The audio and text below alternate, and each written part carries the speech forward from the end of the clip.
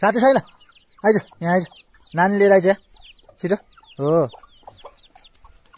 यहाँ बस यहाँ आइज यहाँ बस तेरो यो गाला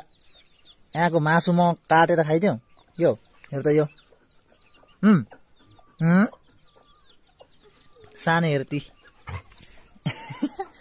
सानो यसलाई अठाइदे खाइदे